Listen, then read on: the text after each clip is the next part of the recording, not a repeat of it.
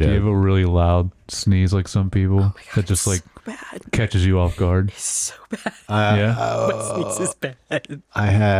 There's a lady I worked with when I was at Phoenix Color.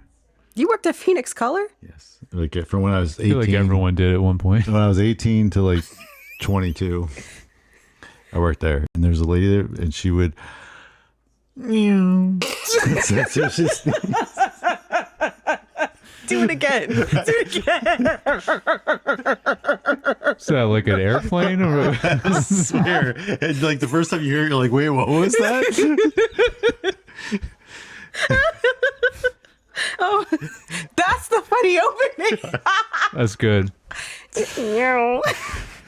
No, mine is like, I double over. No. Like I did it in the Your middle whole of body goes into it. Mine are violent.